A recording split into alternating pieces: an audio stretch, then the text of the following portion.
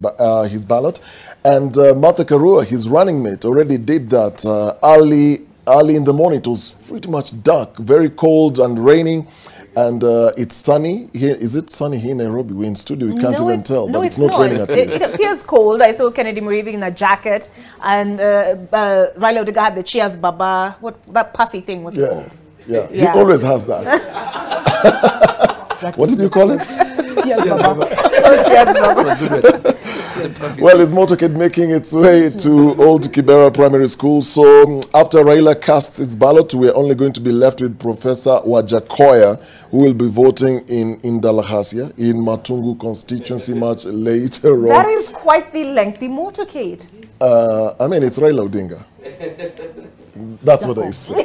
So he has to, that's enough of an explanation. Yeah, he has to make that entry. He's done this before. It's not the first time. But as we are watching this motorcade make its way, Prof. Caroline and Samuel, this is his 5th attempt. Right. And they're calling it the silver bullet or the 5th bullet. Right. Maybe I will start with you, Prof. Yes. Just looking at this, it's not the first time we're seeing Raila. Right. Some of us as journalists who've grown up in the profession, we've known Raila to participate in all the elections. Right. What do you think this means to him at this point in time? Actually, I think this is very interesting. You can look at it from in two ways.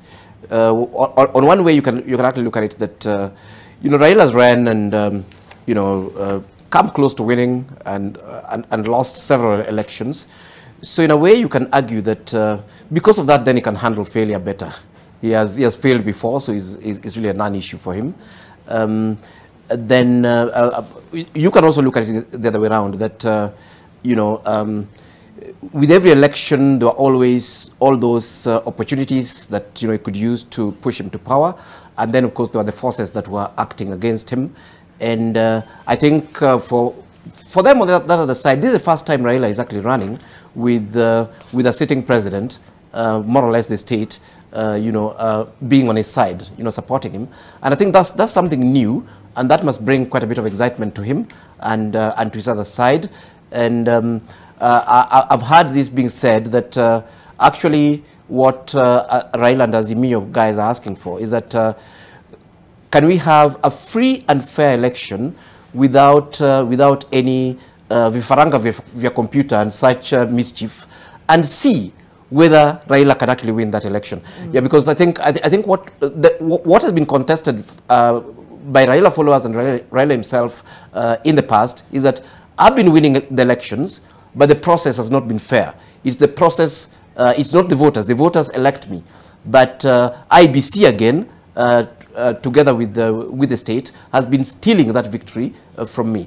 And I think what Kenyans are hoping for is to say, okay, fine, can Chebukati deliver on his promise of saying that this is going to be so transparent that if Raila loses, he'll then be able to understand that maybe he lost other elections in the past. But on the other hand, I think the way they're looking at it is that Raila Odinga and his supporters believe that it is impossible for Raila to lose a free and fair election in the country. so Chebukati and his team knows what they're up against, that these fellows are not saying, please rig in our favor. They're saying, make these things so transparent that if Jacom loses, we can understand for the first time that it's possible for Jacom to lose election. Otherwise, his team is saying, all the factors from opinion polls to support from the state to an enthusiastic voter base to mischievous figures from some sections of this country, should actually put him in the pole position to actually take this home. And I think that's the feeling. That's the feeling. And you see those residents there waving at the motorcade. I saw a lady jogging, and she was probably like, what is going on? They're those walking their dogs. And, coming back to you, Caroline, I mean, Raila says we've done our best in the campaigns. What sense do you get watching during this campaign period? I personally got the sense of a more relaxed Raila Odinga than the other elections. More confident, yeah. What do you think attributes? What do you think contributes to that demeanor, that relaxation? I guess it's a leading question, but he's been at it 5 times. I mean, he now can handle failure. So, Caroline. Yes, so he's done it 5 times.